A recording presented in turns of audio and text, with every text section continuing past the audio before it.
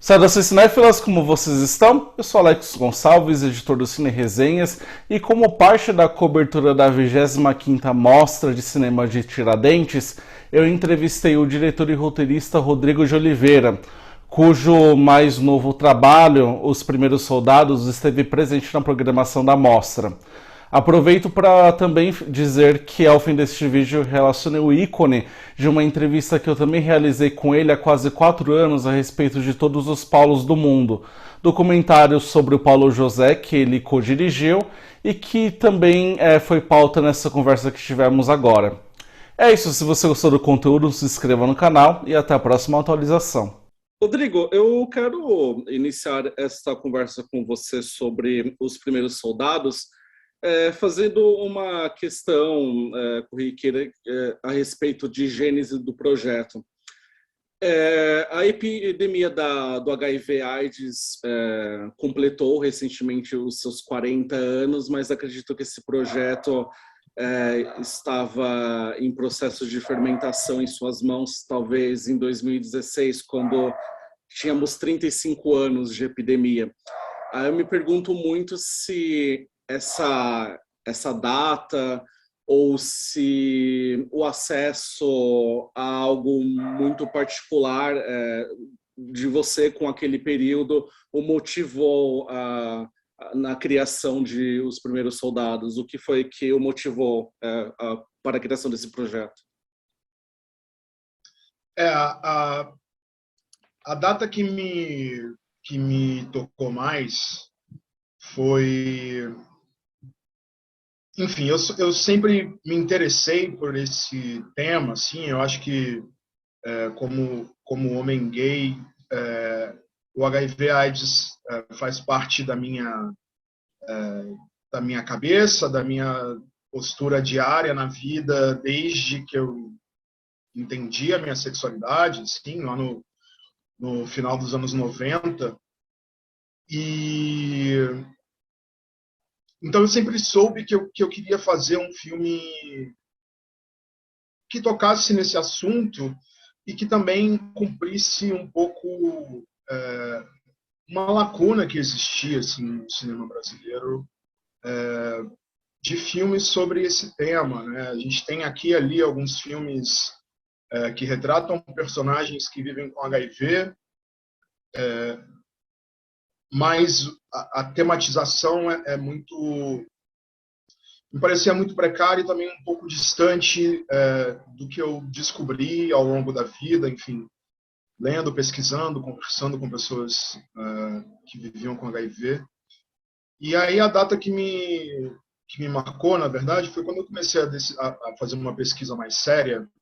Eu fui aos arquivos aqui do Espírito Santo, que é de onde eu falo, né, de onde eu vivo, onde eu filmo, e as estatísticas da AIDS elas começavam a ser contabilizadas a partir de 1985, que é justamente o ano em que eu nasci.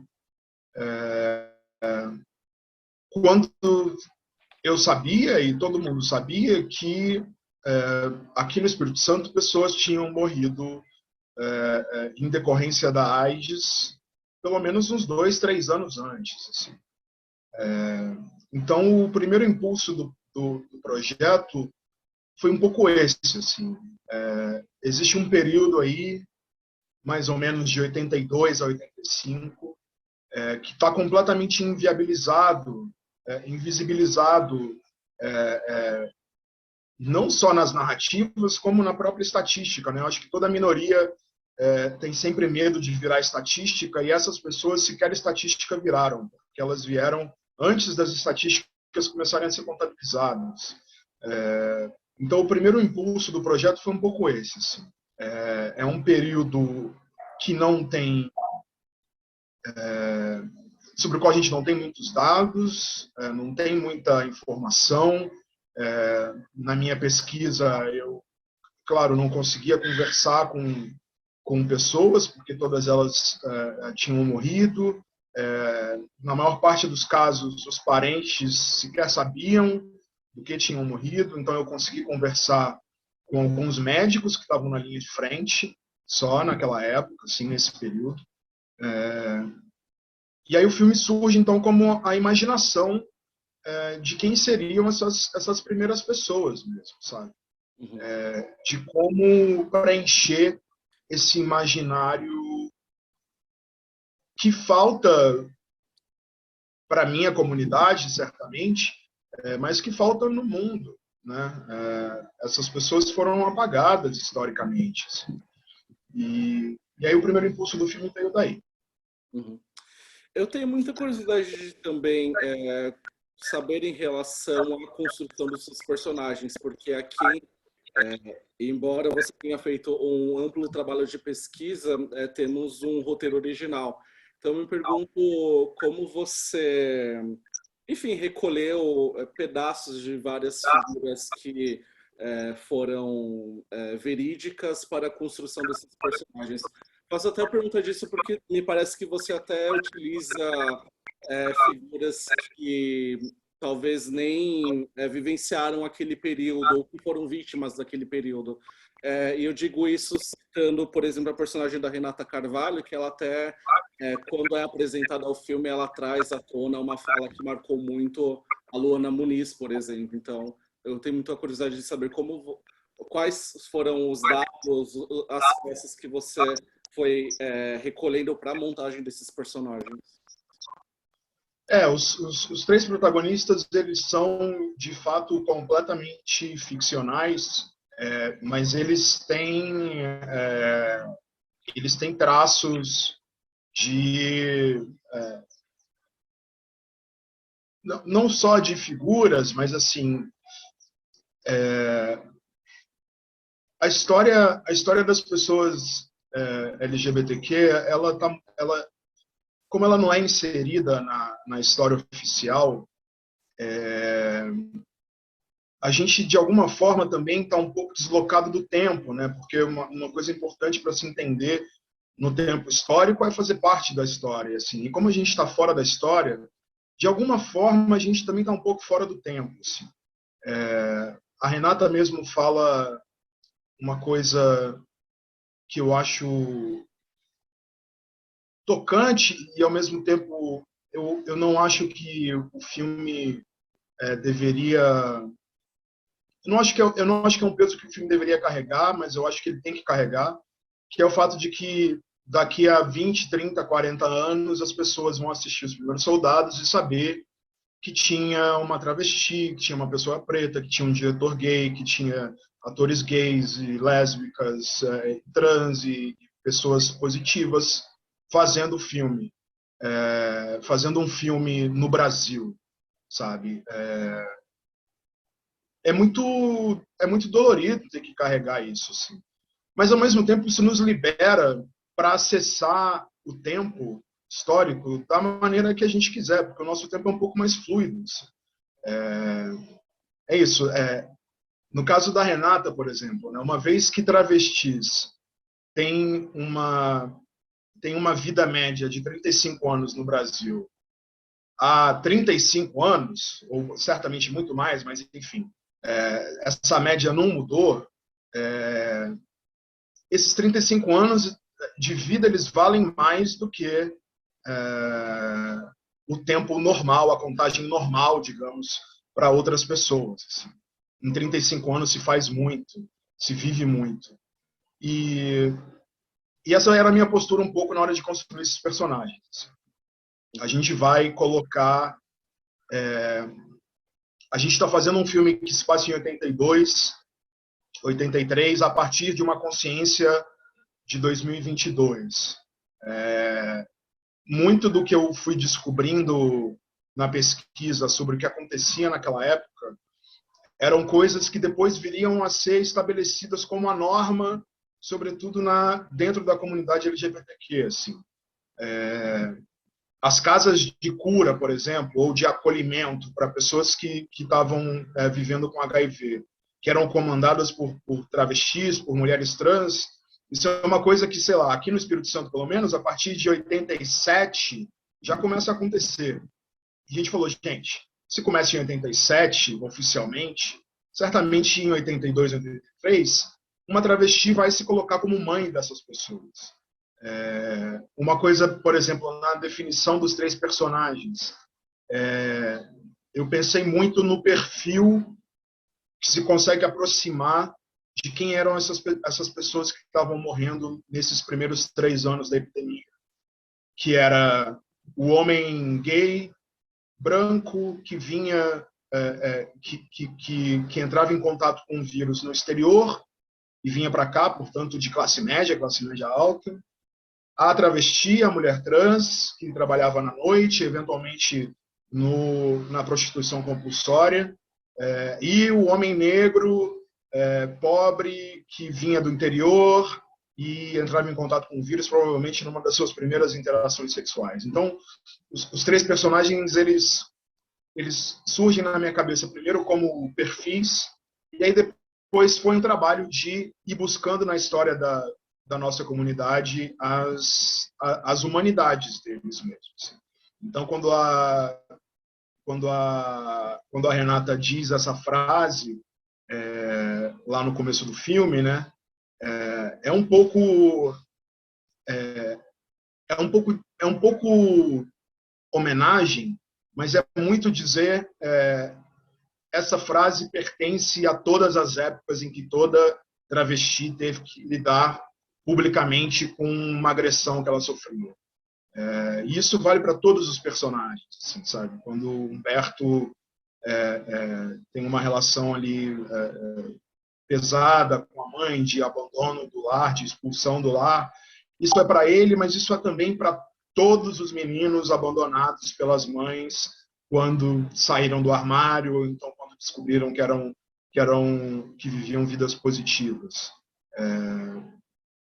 O Suzano, por exemplo, porque ele tem essa relação com a França, né? Eu me inspirei muito num escritor francês que se chama Hervé Guibert, que escreveu um livro lindo que chama Para o Amigo que Não Me Salvou a Vida. Ele também fez filme, e ele morreu em 92. Então, assim, a gente imaginava, o Suzano talvez tenha entrado em contato com essa figura, e aí eles tenham conversado sobre isso lá na França. Enfim, sabe, e ao mesmo tempo entra o Luiz Capucho, que é um músico, um escritor brasileiro que está vivo, que é militante do HIV/AIDS hoje em dia, também tem um pouco dele ali. Então, é isso. Assim, o trabalho era muito de uma colagem de pequenas coisas, com essa possibilidade de atualizá-las no passado, sabe? Como se a nós pertencesse toda essa história, inclusive posterior à existência desses personagens no mundo. Como você bem pontuou, o cinema brasileiro ele não tem muito hábito de fazer o registro do início da epidemia do HIV/AIDS, de personagens que vivem com HIV, e muito menos algo que você faz aqui, que é de tentar compreender a gênese e o início de tudo isso, no início dos anos 80. Você já falou em respostas prévias um pouco sobre alguns aspectos bastante particulares da sua pesquisa, mas eu gostaria de saber se teve alguma informação que você teve durante a sua pesquisa do início dessa epidemia que, de certa forma, o surpreendeu. Até porque o seu filme ele também enfatiza muito que no início dessa epidemia, enfim, era um vírus, era uma doença desconhecida por todo mundo, até mesmo por aquelas pessoas que, de certa forma, contraíam. E o HIV, por exemplo, o HIV não, a AIDS é uma palavra que surge na sua narrativa, inclusive só no terceiro ato dessa história. Então me parece que é muito também muito um filme que mostra aqueles personagens que estão no escuro, sem saber exatamente o que estão passando. Então, dentro disso, teve algum aspecto da sua pesquisa que o surpreendeu nesse sentido, sobre o início da pandemia do HIV/AIDS? Assim, eu acho que a maior surpresa e que vira esse gesto que você descreveu aí no filme, né? Era mesmo não só o desconhecimento, mas eu acho que a ignorância mesmo, assim, sabe? Eu vejo muito o filme como uma jornada rumo ao conhecimento. Assim. Uma coisa que eu sempre quis fazer, e porque me incomodava muito assim nos outros filmes que lidam com o tema da AIDS, né, era, primeiro, né, enxergar essas pessoas como algo outro que não só vítimas de um vírus, que o dispositivo de ajuda, de suporte viesse como veio desde o começo da própria comunidade LGBT, mas, sobretudo, que o filme espelhasse, de alguma forma, a experiência dos personagens enquanto eles estão vivendo aquelas coisas. Então, eu acho que o filme ele propõe, no começo, assim, um certo pacto de ignorância com o espectador, sabe? Olha,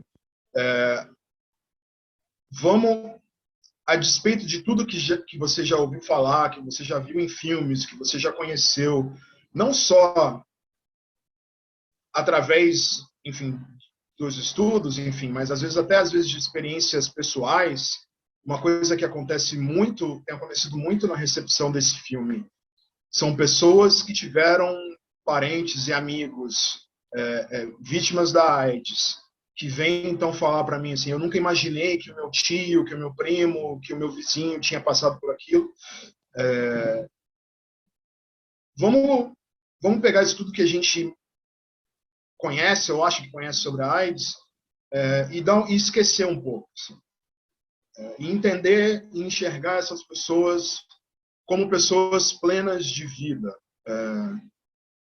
E, e, e não abandonar essa plenitude de vida à medida que o filme vai avançando e a gente vai entendendo o que vai acontecer. Assim. Então, para mim, era essa surpresa da pesquisa, né, da ignorância. Eu me lembro um dos médicos com quem eu conversei, ele tem bastante certeza de que ele encontrou o primeiro caso, a primeira morte em decorrência da AIDS aqui no Espírito Santo, em 82. Era uma mulher trans, mas ele não se lembrava do nome feminino dela, do nome dela de verdade. Ele só se lembrava do nome de registro, porque, enfim, né, 82.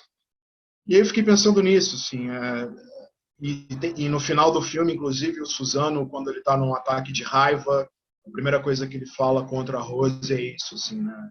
As pessoas vão se lembrar de você só pelo nome de homem. E eu fiquei pensando um pouco nisso, assim, né? São tantos apagamentos contidos nessa história, assim, que é muito isso, que é muito importante que o filme dê conta. E aí o que eu queria fazer muito era isso, assim, era que o filme reproduzisse as sensações que esses personagens estão passando. Então é isso, você é apresentado aqueles personagens no que é, pelo menos no Brasil, assim, talvez o segundo dia mais feliz do ano, depois do Carnaval, assim, que é o Ano Novo, né? Todo mundo acredita que as coisas vão mudar, que tudo vai ser melhor no ano que vem e tal. Encontrá-los nesse auge da alegria, sobretudo ver, entender o que eles sonham.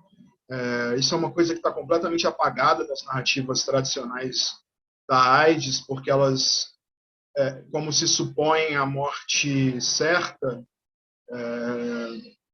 isso parece significar para alguns criadores que morre junto o sonho, né? E os sonhos não, nesse filme eles permanecem até o final, assim. Então, o barato do filme foi um pouco esse, assim, uma coisa que acontecia muito. Isso até eu cheguei a viver assim na minha vida, e isso já na metade final dos anos 90, assim, que eram os desaparecimentos, né? Tipo, não se falava abertamente sobre isso, então as pessoas um dia estavam ali e o outro dia simplesmente elas não estavam. E é uma forma de desaparecimento muito radical, assim. É simplesmente é pior do que a morte, né? É alguém que foi apagado mesmo, assim, da sua existência. Ela estava indo na boate, em algum momento ela parou de ir na boate, e aí todo mundo que está na boate sabe que aquele que não está ali não está porque está doente. E aí no filme isso também reproduz também a mesma coisa, né? Tem 15 minutos ali do filme em que nenhum dos protagonistas está presente. E o filme fica perdido e sentido com a ausência, com o desaparecimento deles, né? Até que a gente os reencontra. Então eu diria que é isso, cara. Era tentar pegar essas coisas da pesquisa e transformar em cinema mesmo, não só tematizá-las, assim, sabe? Mas fazer com que o corpo do filme sentisse esses sintomas do mesmo jeito, sabe? É, eu queria apontar que eu entrevistei no fim do ano passado o Gustavo Vinagre e o Fábio Leal, e eles lançaram o documentário, né, Deus Tem AIDS, e a gente discutiu um pouco sobre justamente como são feitos esses registros, porque, enfim, passaram 40 anos desde o início da pandemia HIV e AIDS, e parece que ao menos em relação ao audiovisual, até mesmo à literatura, parece que não se tem acompanhado uma evolução no sentido de que no sentido de até mesmo exibir personagens que vivem com HIV e que têm, né, uma existência perfeitamente normal, plena, enfim. E eu queria trazer isso porque eu fiquei muito curioso para saber em relação a como você visualizou esses registros audiovisuais, essas narrativas durante a sua pesquisa, e quais você acreditou que, inclusive, foram essenciais para moldar os primeiros soldados? Faço essa pergunta até porque o próprio elenco, eu ouvi uma entrevista com o Johnny Massaro que ele disse que você foi uma pessoa que trouxe para ele, por exemplo, títulos literários, audiovisuais que foram importantes para a composição do personagem. Eu tenho curiosidade de conhecer quais são alguns desses títulos e como você visualiza o cinema hoje tratando sobre esse tema. Eu tinha... Isso é uma coisa que eu gosto de fazer em todos os filmes, assim, na relação com o elenco, porque eu gosto que os atores entendam o cinema que está sendo produzido e não só a dramaturgia, assim. Porque é isso, assim, os melhores atores, eles são cineastas também, sabe? Mesmo que eles não dirijam, mesmo que eles não escrevam, enfim, mas eles têm cabeça de cineasta, assim, eles se entendem dentro desse corpo muito específico que é o cinema. Então eu sempre gosto de dar muito filme para os atores e livro. É... O caso do Johnny específico foi esse livro que eu falei, o Para o Meu Amigo que Não Salvou a Vida, do Hervé Liber. O próprio Hervé, ele fez um filme em... Na verdade, o filme eu acho que ele começa a ser filmado em 89, até a data da morte dele, que chama L'Impudeur, que passou na televisão francesa, assim, que é um filme onde ele filma o seu próprio tratamento, que foi também uma das inspirações ali para o momento de VHS que o filme tem. Mas fora disso, eu queria mais que eles entendessem os anos 80, o cinema brasileiro dos anos 80 tinha uma pasta no Drive com 30 filmes brasileiros de 82 a 84, assim, que é meio que filme. Porque, por mais que a gente fosse tratar de um tema específico, sim, eu confiava o bastante na, na pesquisa que cada um faria e na integridade dessa pesquisa, na ética, na relação com o retrato, mas me parecia importante eles entenderem um pouco como esses personagens se inseririam nesse contexto anos 80, assim, porque isso ainda é ditadura, as festas que aparecem no filme, a primeira festa do filme ela ainda era clandestina, ainda era proibida, então eles assistiram, enfim, é um cara até que eu agradeço nos créditos do filme, que é o Wilson Barros, do Anjos da Noite, que eu acho um filme isso, assim, um filme bem farol assim dos Primeiros Soldados, e mais um monte de filme ali do Carlão, da do João Batista de Andrade, uma galera assim, tinha muito filme.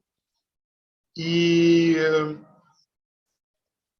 em termos de referências pessoais, assim, como eu venho da crítica, eu tenho uma relação um pouco diferente, assim, eu acho que outros colegas realizadores, que não. Eu escuto muito isso, assim, de pessoas que não gostam de assistir muito filme enquanto estão preparando seus próprios filmes para não se influenciarem e tal. Eu sou muito contrário, assim, eu quero assistir todos os filmes. Então eu acho que eu assisti todos os filmes disponíveis sobre o tema até 2019. Assim. Ainda não vi o Deus Tem AIDS, estou louco para assistir, assim. Mas e aí é um pouco, você vai colhendo um pouco as suas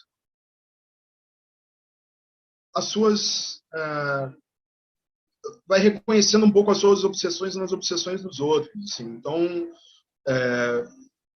um cara que foi muito importante é um ator, ele é ator do Pialá e escritor, e depois ele dirigiu esse filme que chama Cyril Collard, que ele fez um filme, ele escreveu um livro e depois fez a adaptação cinematográfica que chama Noites Felinas, que foi muito importante, assim, porque também é um filme de uma pessoa, ele morreu em decorrência da AIDS, logo depois de fazer o filme, e um filme onde tem uma rara representação da vontade de viver e da alegria de viver das pessoas que vivem com HIV. Enfim, Téchiné, Honoré, o Buddies, do Arthur Bressel Jr., que também está agradecido nos créditos, que acho que é talvez o primeiro grande filme sobre a AIDS feito, que foi feito em 85, quando não se sabia quase nada, assim. Então eu acho que as referências elas foram um pouco por aí, assim. O Notícias Felinas é uma das minhas leituras para esse ano. Eu ganhei o livro de um amigo recentemente, e o Buddies eu estava para assistir na MUBI.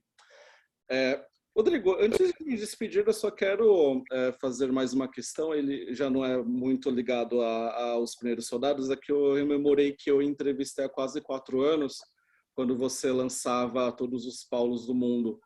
E eu queria te fazer uma pergunta pertinente a esse documentário, porque, lamentavelmente, né, o Paulo José faleceu no ano passado, e o seu documentário, de certa forma, ele foi revisto, né, como ali uma celebração. Acho que até o Canal Brasil chegou a exibi-lo ali na semana em que o Paulo José faleceu. Aí eu queria só saber como foi processada essa perda, se após a finalização desse documentário foi ainda possível você estabelecer algum vínculo também com o Paulo José até o fim da vida dele. Cara, foi muito duro, assim. Eu penso nele todo dia, sabe? Tenho pensado muito nele por causa desse filme, porque quando a gente lançou Todos os Paulos no Festival do Rio, Na saída da sessão, assim, ele estava super feliz, enfim. E aí ele falou, eu vou te fazer a pergunta que todo mundo que lança um filme odeia ouvir, porque você acabou de lançar o filme, mas qual é o próximo? E aí eu contei para ele a história dos Primeiros Soldados, e uma coisa que tem no filme até hoje, que é isso que eu já comentei aqui, né, esse desaparecimento dos protagonistas nos primeiros 15 minutos, no meio do filme, assim, por meio que 15 minutos. Isso é uma coisa que eu falei para ele naquele dia, e falei que estava meio que sem coragem de fazer isso, assim, sabe? Como é que você faz um filme, como é que você abandona os seus protagonistas e tal? E aí ele só me falou, o importante é que o espectador sinta saudade deles. Então, eu acho que isso existe ainda no filme, e existe muito por causa dele, assim, por causa dessa conversa naquele dia. Todas as sessões desse filme eu sempre dedico a ele.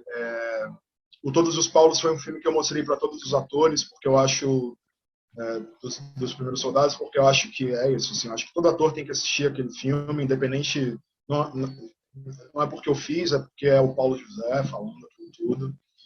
E agora é isso, o Paulo,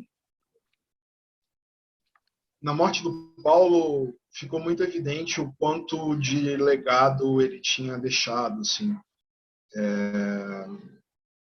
A Bíblia, a Bíblia de direção rezada na TV Globo até hoje foi escrita por ele. Os atores que ele formou, a família, os fãs, enfim. Então, foi muito triste também ter sido no meio da pandemia ainda, então eu acho que a despedida não foi do tamanho do que ele mereceria, mas não tinha como, assim, né? Sanitariamente não tinha como. Mas eu acho, é isso, assim, os filmes dele permanecem, né?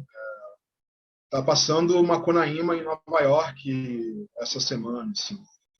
Então, a cada nova exibição, o Paulo revive.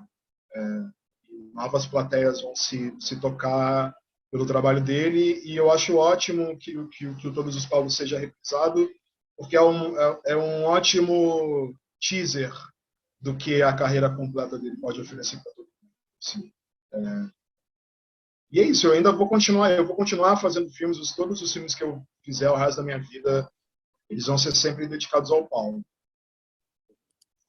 Rodrigo, obrigado pela conversa, pela sua disponibilidade. Desejo sucesso com a trajetória de Os Primeiros Soldados e até a próxima oportunidade. Valeu, Alex. Obrigado. Um abraço para você. Boa semana.